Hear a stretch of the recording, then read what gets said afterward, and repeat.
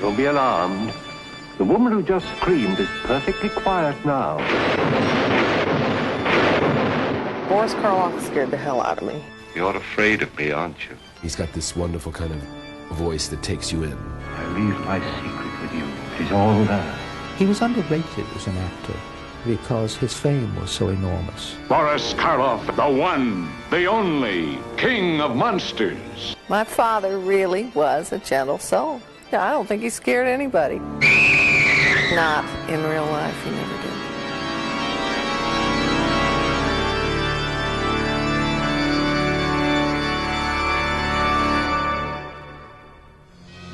For most of the 20th century, the name of Boris Karloff was synonymous with terror. But the actor most famous for playing the Frankenstein monster was in fact a well-educated Englishman. He was born William Henry Pratt in Camberwell, South London, on November the 23rd, 1887. Billy was the youngest of 9 children, born to Eliza Pratt and her husband John, a member of the diplomatic service. Most of his family were all very, very high in the British government. They were all government servants. And his father had been working as some member of the government in India, which one assumes is where he met his mother. He was very, very dark, and his family was East Indian on his mother's side. And he always had this very heavy color. And in a British school, you know, with his coloring, friends used to say, you know, you must spend an awful lot of time in the sun, and how do you get that tan? And Boris always said, well, plenty of gin and a tight collar, and that's the way I got it. When John Pratt abandoned his family to live in France, 5-year-old Billy was left in the care of his mother and older siblings. But Eliza's death just 2 years later dealt the young boy an emotional blow from which he never recovered. I don't think he had a warm, cuddly childhood or family life. I think that his older brothers would come home and would knock him about a bit and go off again. And I don't think he had fond memories, and he never talked about it. After playing the Demon King in a parish production of Cinderella, 9-year-old Billy became fascinated by the theatre. But it was Gerald de Moy's flamboyant interpretation of Captain Hook in a London stage production of Peter Pan some years later that really got the young boy hooked on acting. All he wanted to do was to become an actor, and he did whatever it took to pursue that lifelong dream. Despite strong pressure to enter the diplomatic service, Billy Pratt dropped out of London University, where he was a student. At age 21, he took his modest inheritance and sailed on the Empress of Britain to seek a new life, far from his English roots. Arriving in Montreal in Canada on May the 17th, 1909, the aspiring actor travelled west, working as a farmhand and manual labourer. Within a year, he had reached British Columbia, where he exaggerated his acting experience and was taken on by the Jean Russell Players, a repertory company. It was here for the first time that William Henry Pratt adopted the stage name Boris Karloff. The surname, he said, came from a Russian name on his mother's side, and Boris from out of thin air. My father never took Boris Karloff legally. It was an AKA.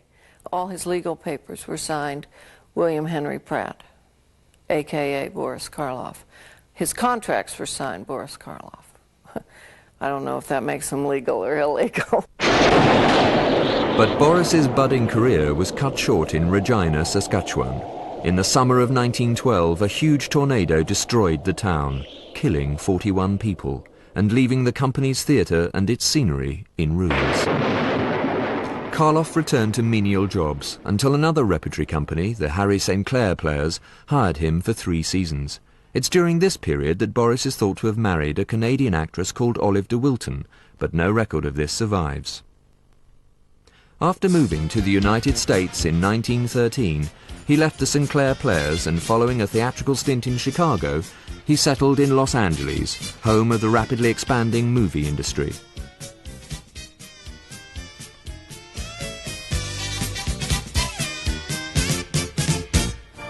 His first confirmed acting job was as an extra in a Douglas Fairbanks film, His Majesty the American.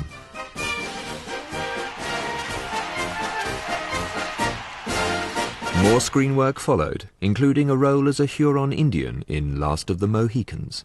But life wasn't easy for a Hollywood actor, even one as versatile as Boris Karloff.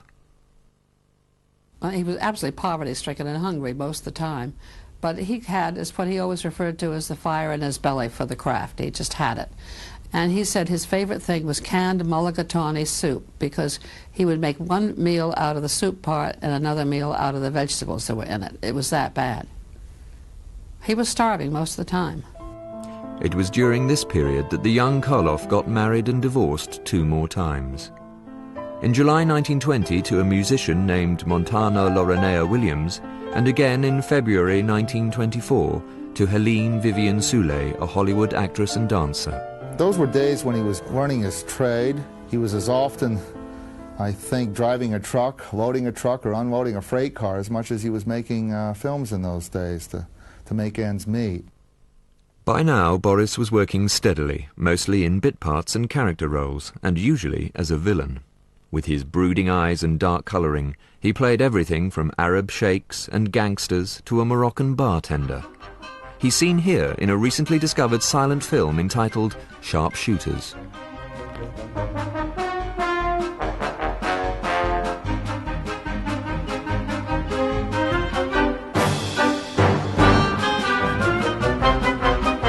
He could be very villainous. He could be debonair. He could be handsome. He could be ugly. He could do a lot of things with very little makeup, and so he was a very versatile actor.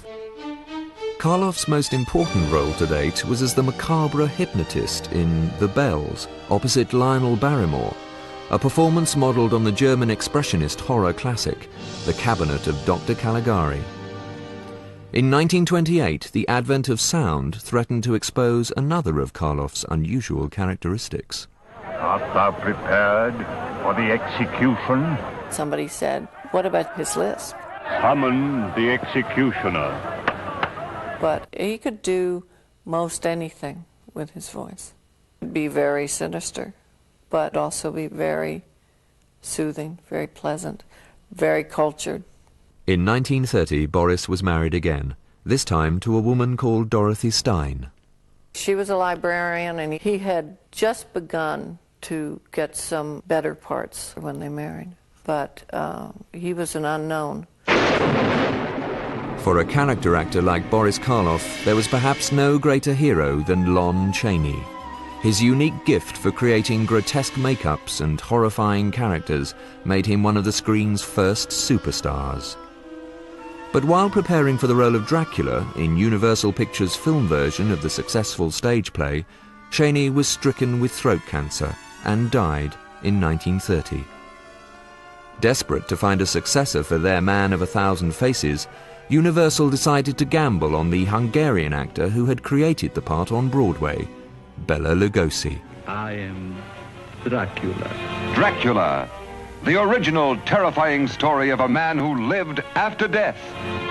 The tremendous success of the film made the dashing actor an international star. Now billed as the new Lon Chaney, Lugosi was to star in a film adaptation of another Gothic masterpiece, Frankenstein. He thought that a script which had virtually no dialogue at all was not something he wanted to do. And he also realized that the makeup was so heavy that his abilities as an actor wouldn't be used the way that he thought they should, and he turned down the role. With Lugosi out of the running, the task of casting the monster was given to a new director, the brilliant and eccentric James Whale. In his search for an actor who could convincingly play the part of a creature stitched together from the bodies of dead convicts, Whale spotted the 43-year-old actor who was getting noticed in Howard Hawks' prison drama, The Criminal Code. Howard Hawks picked Karloff to play the same part he'd done on the stage. He was so impressed with him. And the character of Galloway, you can see the Frankenstein monster for the first time. During a chance meeting with Boris at Universal Studios, Whale is rumoured to have said, "Your face, Mr. Karloff, has interesting possibilities. Karloff accepted the role of the monster in Frankenstein. Little did the 43-year-old actor realize the impact the film would have on his life and on the audience. When Frankenstein was first released, it was as gigantic an onslaught as like E.T. Nothing had ever been seen like it. Throw the switches. The scene in which the monster is brought to life remains one of the most unforgettable moments in movie history. When we first see this scarred hand and Colin Clive saying it's moving. It's moving. It's alive. Oh, it's alive. It's alive. It's alive. It's alive. Well, I thought it was just the greatest picturization of fantasy and horror that I had ever seen. Karloff brought a real pathos to it. There's the sequence which unfortunately was excised from the film for many, many years, where the monster's down by the lake with the little girl. See how mine floats? She shows him a little game that she can take a daisy and throw it in the lake and it floats, and he likes that. But eventually they run out of daisies and he's, more, this is fun. And so you sort of see a gleam in his eye. Well, wait a minute, daisies float, I guess little girls float. No, you're hurting me! No! Boris Karloff himself had kind of a negative reaction to that scene.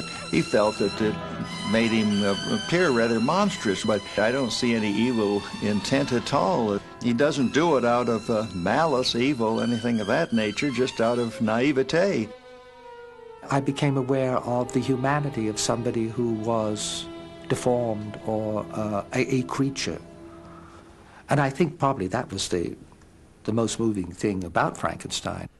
Although he gave a brilliant performance as the monster, Karloff also benefited from amazing character makeup, designed by the legendary makeup artist Jack Pierce. Jack Pierce certainly conceived it, but Karloff added to it. He added the eyelids that gave the creature a more dead look. He took out a part of his teeth to give it an indenture into his cheek, giving an added dimension to that facial look of the monster. Multiple layers of cheesecloth, putty, and toxic industrial chemicals were used to create the monster's distinctive look. It was a painstaking process that took over 4 hours and had to be recreated every day. Boris would have to start the makeup at 4 in the morning, and Boris never had any breakfast except something horrible to me, which was orange juice with 2 raw eggs thrown into it. And the combination of a Karloff makeup and raw eggs and orange juice was not attractive. The price Karloff paid to bring his character to life was heavy. Having to work wearing a padded costume and boots, which together weighed 95 pounds, proved to be seriously detrimental to his chronic back condition, which soon resulted in a stay in hospital for spinal treatment. Although represented in Frankenstein's opening titles by an ambiguous question mark, Boris Karloff had become a superstar. The character actor who had spent a quarter of a century in obscurity was now so famous that within a year he would be billed using his last name alone, an honor previously reserved for screen immortals like Valentino, Barrymore, and Garbo. The Mummy. Is it dead or alive? Human or inhuman? You'll know. You'll see. There's nothing on earth like the Mummy.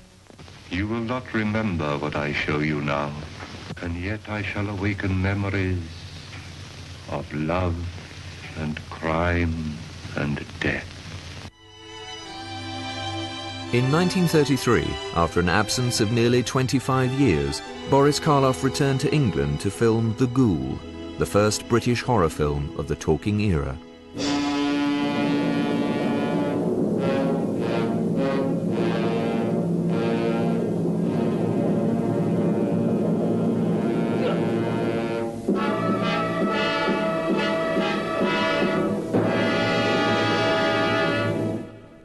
It was during this trip that the former Billy Pratt was reunited with 3 of his surviving brothers. Brothers who had to accept the fact that this member of the family had done very well for himself. Returning to Hollywood and in great demand, Boris expanded his range with many memorable roles, as the religious fanatic in John Ford's The Lost Patrol, and as the anti-Semitic aristocrat in The House of Rothschild. Your bid was received, Mr. Rothschild. But to put it as delicately as possible, it was thrown out, shall we say, on a technicality. You mean, in brief, I am a Jew? Likewise, in brief, I do. In 1934, Universal Pictures had their two leading horror stars back under contract, and they wasted no time in teaming Boris Karloff and Bela Lugosi in a series of now classic films.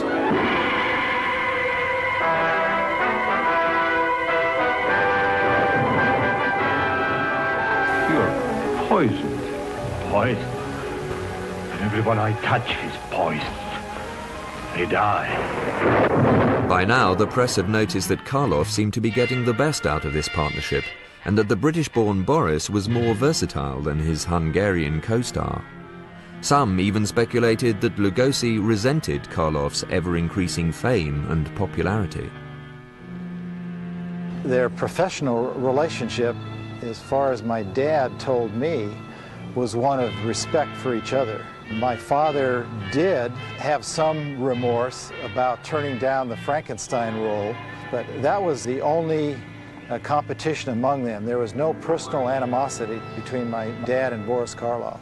Ready for the test, Dracula? I'm ready, Frankenstein. Then let us begin.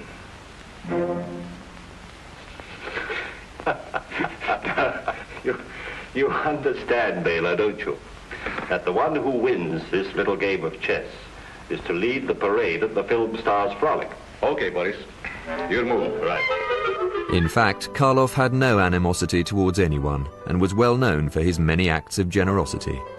I was working as a reader at Selznick, and he said, "You shouldn't be a reader, you should be a writer." And I said, "Well, one of these days I'll get a typewriter and I'll try." And the next day a typewriter arrived at my front door. In sharp contrast to his horrifying screen roles were the actor's deep convictions on social and political matters. Very liberal, very, very liberal gentleman. He couldn't stand injustice.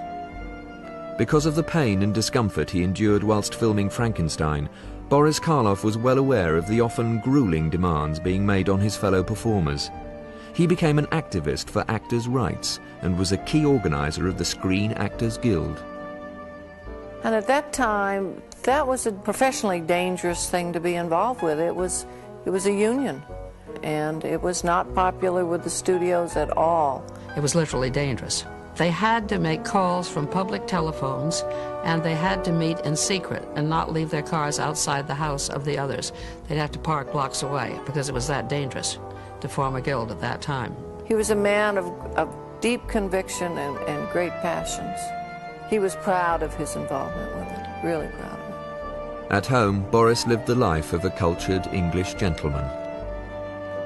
He was a passionate, avid reader. His favorite author was Conrad. His real passion was cricket. I mean, he just lived and breathed cricket.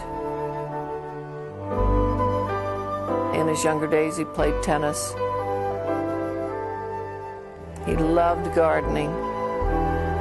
My picture in my mind of Boris always is out watering his roses, wearing what he called me wickies, which there was apparently shorts, and he used to go out with his wickies and a top hat to water the roses, and it was quite a sight.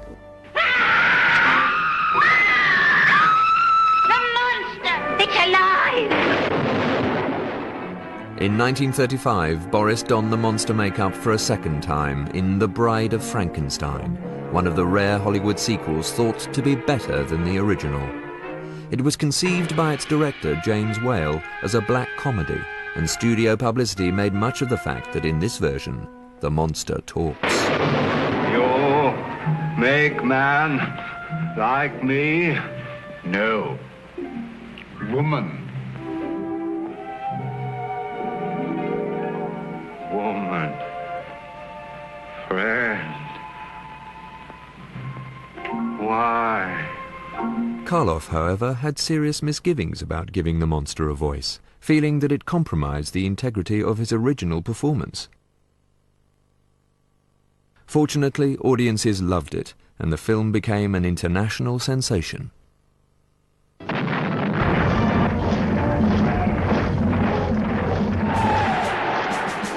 But the world market was changing. Fears of a war in Europe raised public concern over the effect Hollywood horror films might have on national morale. The powerful British Board of Film Censors threatened an embargo, and nervous studios stopped producing the kind of films in which Boris Karloff excelled. You haven't changed, have you? But I have. For nearly 3 years, Karloff's output was halved. I will not allow that machine to be used for criminal purposes. His work was mainly in B pictures, usually the bottom half of double bills and children's matinees. The monster boom of the early 30s was over, but Boris had known hard times before, and like Dr. Frankenstein, he knew that nothing stays dead forever. It presents the most fearsome cast in the history of the screen. These candid shots of the son of Frankenstein is the only color footage of my father in the Frankenstein makeup.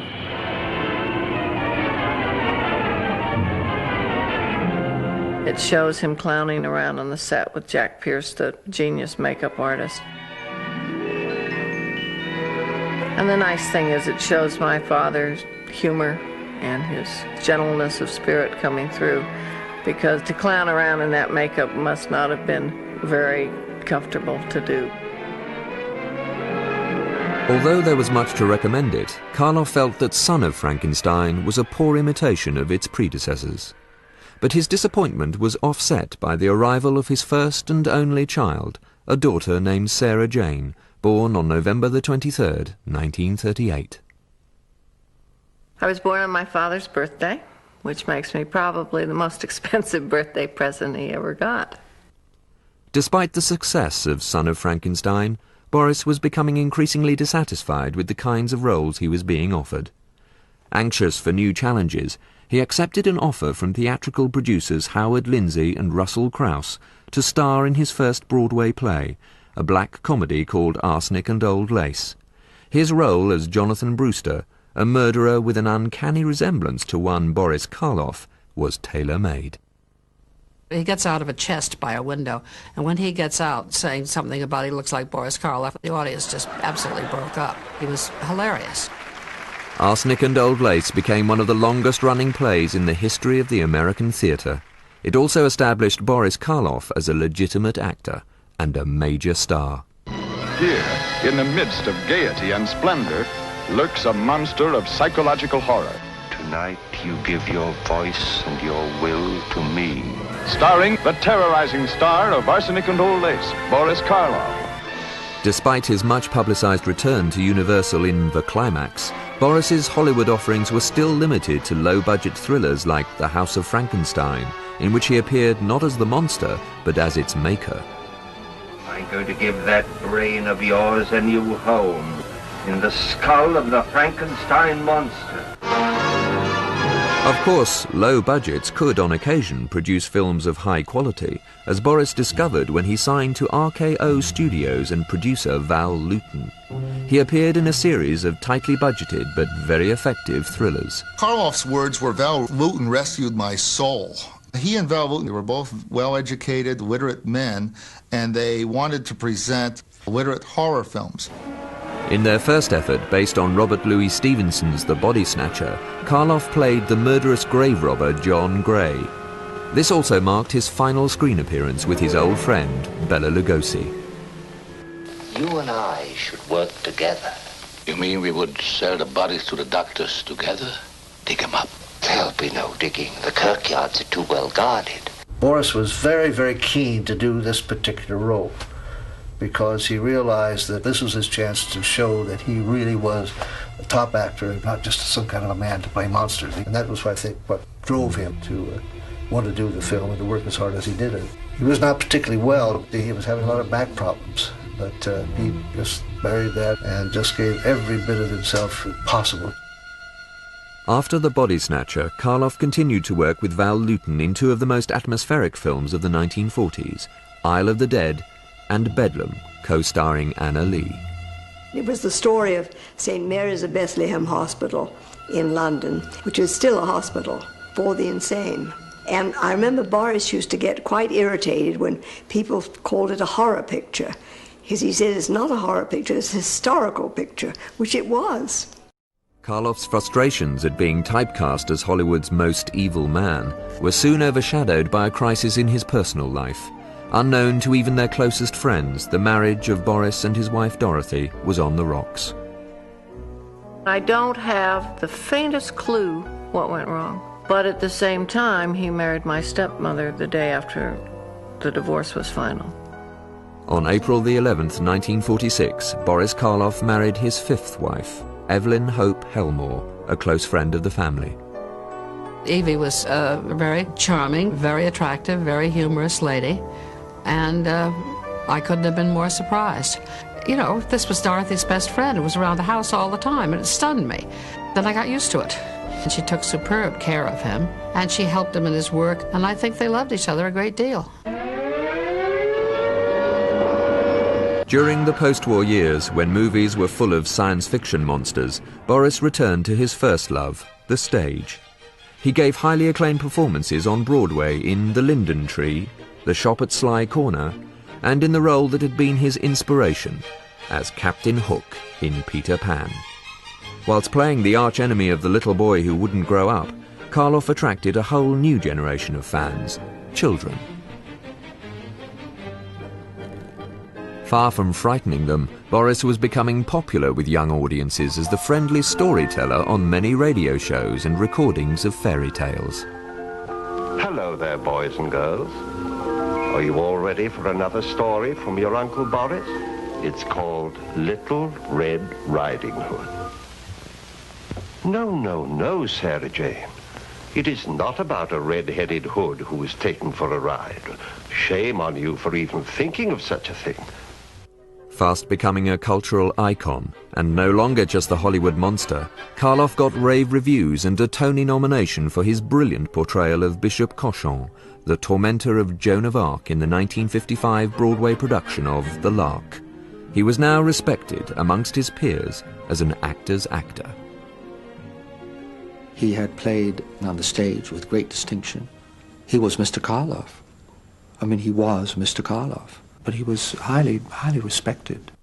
But Boris was not one to rest on his laurels, and despite increasing physical problems, the 64-year-old actor sought out fresh challenges in the new medium, television. I had, in the late 50s, done a live television show with him, Playhouse 90, which was Heart of Darkness, and he played Kurtz. I know you. Take my hand. Quickly. And I'll never forget him because he was arthritic. He was in great pain, and he would never ever complain. And it's just very indicative of what he was like.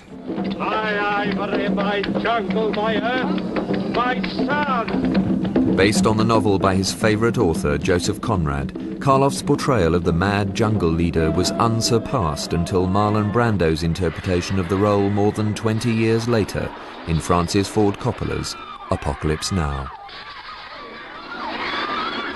Horror. The horror. While Boris was surprising television viewers with the excellence of his many performances, it wasn't long before television played a big surprise on him. Our honored guest, whom we're about to surprise tonight, is known to all of you as one of the truly great and beloved stars of the theater, motion pictures, radio, and television. Pan the camera quickly, please. He's not coming through those doors because he's seated right there innocently. Tonight, this is your life, Boris Karloff. He had a moment when they turned the cameras on him, and he, in fact, realized that this was his life. Boris, I think we really put the... Oh, my... I think my father was horrified. Hiya, Boris. He was committed to his privacy. What do you remember about Boris at the Majestic Theater back in 1919 and 20, Jim? I can still see Boris sitting in the dressing room hour after hour, working with grease paint, nose putty, crepe hair, and wigs, trying to perfect the art of changing his appearance. Anything to cover myself up, in other words. He didn't talk about himself. He hated it. He hated prying into his past. Absolutely hated it. He was very shy and very quiet. While waiting for that first acting job, how did you make a living? Well, I cleared land, shoveled coal, laid streetcar tracks, did all sorts of things. My father never complained about anything. Consequently, had he talked about the difficult periods in his life, I think to him it would have been grousing.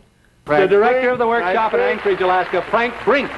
He had a lot of inner pride, but he was not a boastful man. From the very beginning, Boris became part of the group. Not a star, mind you, Ralph, but just one of us. And when he found out that we were trying to raise the funds, I'm going to tell it because it needs to be told. When he discovered we were trying to raise the funds to build our own theater, he turned over every penny of his percentage of the profits to our building fund. I know he was genuinely pleased to see Jack Pierce. The best makeup man in the world. I owe him a lot. This Is Your Life really did a marvelous job in pulling together some special people in my father's life. From San Francisco, your daughter, Sarah Jane. But avoiding the past would get even harder for Boris Karloff. Universal Pictures had begun to show their classic monster movies on television in a series called Shock Theatre. It's alive! The popularity of Shock Theatre created a monster craze unlike anything seen before. There were late-night horror hosts like Vampira. Bobby Boris Pickett recorded a hit single called Monster Mash. Aurora Plastics produced do-it-yourself monster model kits, and a magazine called Famous Monsters of Filmland became tremendously popular. Kids were seeing a number of monster movies, and that was whetting their appetite. So I created the world's first film monster magazine to show them the artistry of Karloff, or what the man behind the image was really like. Boris Karloff, king of monsters. Now in his 70s and more in demand than ever, Karloff was indeed a king. Let's get you some eyes. He appeared in everything from horror films like Frankenstein 1970, filmed in 1958, to a weekly television suspense series. Other screams will soon be heard. Whose? Perhaps yours. Boris also showed his lighter side on numerous TV variety shows. I'm very happy to welcome our special guest, Mr. Boris Karloff. Boris Karloff was a guest star when I was just starting out, and we did a sketch together. I think I was a librarian or something. He was just a mild-mannered man who came in to borrow a book, and of course he scared the hell out of me. I really wish you wouldn't do that. It frightens me. And he was very, very unscary in person. You're making the mistake of mixing me up with the parts that I play in films. In real life, my great interest is in gardening. Why, only today I planted a new flower bed. Who's under it? He knew that he was typecast. He made friends with the monster. He always thought he was lucky to be working. In 1962, Karloff put on the Frankenstein monster's costume and makeup one last time to appear with fellow horror stars Peter Lorre and Lon Chaney Jr. in a Halloween episode of the TV series Route 66. And in theatres, Karloff took part in another unholy trio. True terror is the soft, cold caress of the raven's wing. In The Raven and the Comedy of Terrors, a pair of fiendishly funny comedies, co-starring Vincent Price and Peter Lorre, Boris was once more sending up his screen image. But in Black Sabbath, he proved that he could still be genuinely scary in the first vampire role of his career. I am hungry.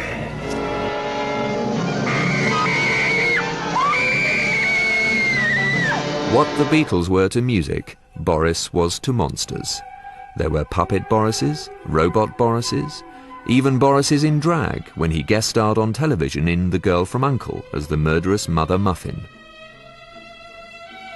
I called him and told him, what does he think of doing a woman? He thought it was ripping. He thought that would be jolly. And in the makeup chair, looking in the mirror, all dressed up with the rig on, he said, I look like a $2 whore. And everybody, of course, broke up. Boris's sense of humor was also recognized by the advertising world, and he was used to sell everything from sauce to cigarette lighters. If your lighter can't do half the things the Ronson Comet can, get one and have your own torture test. In 1967, Boris gave one of the best-known and best-loved performances of his career as the voice of the Grinch Who Stole Christmas. Then he growled with his Grinch fingers, nervously drumming, I must find some way to keep Christmas from coming. Based on the book by Dr. Seuss and adapted by animator and director Chuck Jones, The Grinch Who Stole Christmas became an instant classic and earned Boris Karloff a Grammy for his recording of the soundtrack album. He said, if I should win, why don't you accept the prize, put it on your desk, and keep it for me? I did. Boris finally came to the office, and I said, there it is, Boris, pointing to it. There's the Grammy. And he said, it looks like a doorstop. And with that, he picked it up, opened my office door into the reception room, left it open, and put it on the floor as a doorstop. It stayed there for a long, long time, because I'm sentimental when it comes to people like Boris.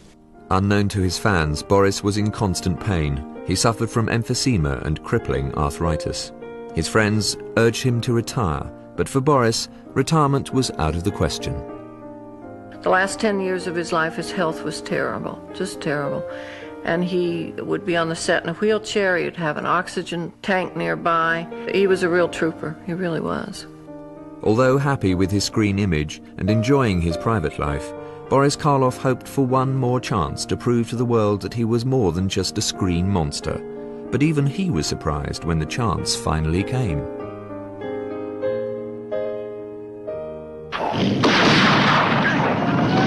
My God, Jenny!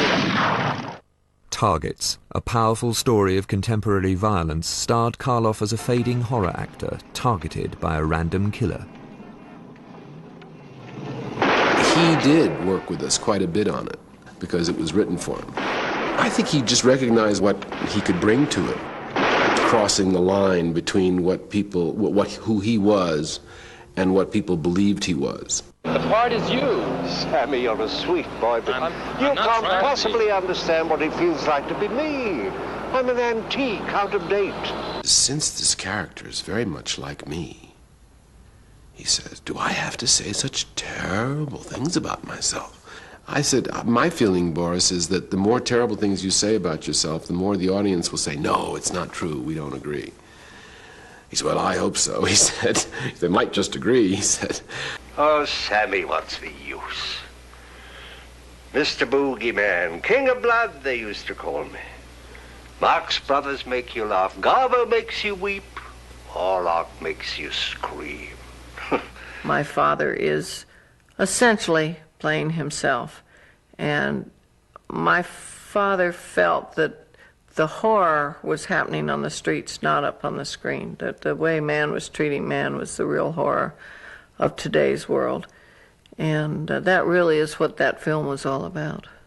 Targets was a personal and professional triumph for Karloff, and he considered it to be his final film, although he continued to work for another year after completing it. He never considered retiring or quitting. He just wanted to work. It's what he did, it's what he loved to do, and he did it almost until the day he died. After a television appearance in 1968, Boris returned to London, but he was soon in hospital with a chest infection. He was fading fast, and I dreamed up one of my typical agent-type lies. I told him how I had this picture in the work for him, and he was going to put on the harness again and go to work. made him feel good. I wanted him to go out on top. The 81-year-old actor, who had appeared in more than 200 stage, film and television roles, died on February the 2nd, 1969. But for the countless fans who mourned him around the world, Boris Karloff will never die. He is still remembered as generation after generation rediscovers the legacy of the man and his films. The devotion that people still have to my father's memory, they're just incredible. A series of public appearances by Boris's daughter Sarah helps to keep the Karloff name alive. With her are the families of two of her father's most famous co-stars, Bela Lugosi and Lon Chaney. Bela Jr. and Ron Chaney and I go to conventions and meet people and shake hands and sign autographs. The fans are anxious to tell things that they wish they'd had an opportunity to tell my father, and they are delighted to be able to tell someone close to my father. Some of them are grown people, and some are still youngsters who are becoming familiar with my father's works. Do you know who that is? Who? Frankenstein. Right. Would you believe that was my father? You'd believe it? We made a trip recently to Florida, to Universal Studios, and we did some PR work for them. Your big smile, buddy. It's great to see my father's face. He was all over the place. Daddy. He was on caps and T-shirts and masks and the videos. No one would be more amazed than my father at his continuing fame and popularity and the intense endearment with which he is regarded by his fans and by the people who knew him. It was only when I met him and then worked with him, I realized how much more there was to it than just those monster creatures that he had been identified with so strongly. He could have worked in any kind of picture. He would still have been an excellent actor. He was kind of a genie out of Aladdin's lamp to me, a magic man. When I think about Boris, the main thing that I think of is a kind of dignity and warmth that he projected. He was such an elegant man. He took everything with such patience. The kindest and dearest man I've ever known. A really lovely human being. A gentleman, a real gentle man. There's a commemorative plaque that was placed after Boris's death at St. Paul's Covent Garden in London, known as the Actors' Church. And the lines were, "He nothing common did or mean upon that memorable scene." That sums up Boris Karloff.